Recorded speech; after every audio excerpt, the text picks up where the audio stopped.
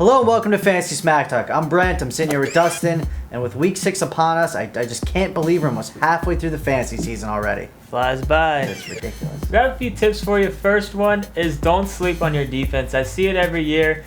People draft a defense and just ride them out the whole year no matter how bad they're doing. But don't be afraid to play the matchup game. A strategy I've been doing in one of my leagues that's been working pretty well is essentially I have 2 defenses on my team, and I'm always 1 week ahead of schedule. So for example, last week in week 5 I had Dallas's defense versus Kansas City, but I also picked up Green Bay, who's playing Detroit for week 6 this week. So then this week I have Green Bay against Detroit. I dropped Dallas's D and picked up Indianapolis for week 7 since they're playing St. Louis. So essentially you're just always 1 week ahead of schedule, and it pretty much guarantees that you're going to have a good defensive matchup from week to week. It does kind of suck having 2 defenses on your team, but this strategy does work. And I got a quick tip. If your kicker has a bye, you drop them. There's no reason to carry 2 kickers for any reason whatsoever, ever. Yeah, don't have 2 kickers. For the love of God. All right, now we're going to answer some trade questions from our forums. First one comes from D. Sizey. They want to know if they should trade Randy Moss for Ray Rice. The receivers would be Garcon, Vincent Jackson, and Sims Walker. And their running backs would be Mendenhall, Marino, Morris, Buckholter, and Leon Washington.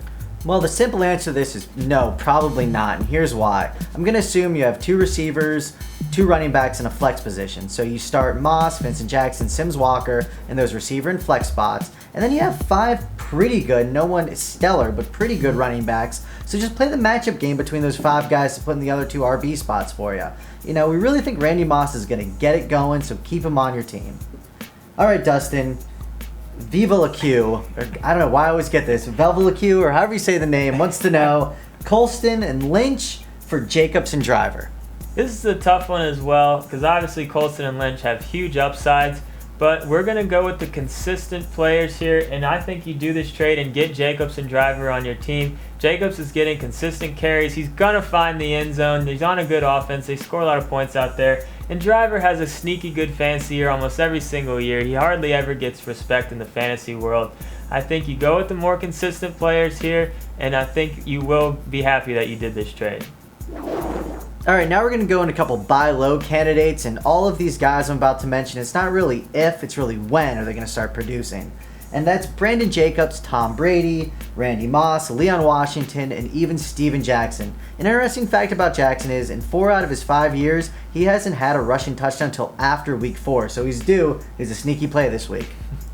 And one just quick thing about sell high candidates, all those McGahee owners out there that didn't take our advice and sold him high, well guess what? You're screwed. Sorry. You're going to have a hard time getting value for him at this point. But I would still try to get him off your team. He's still got some value. That's it for this week. Good luck with that. Brent and I will be back for our Sunday morning show. Until then, get in those forums and ask any stardom, sit 'em questions. Brent and I will see you on Sunday.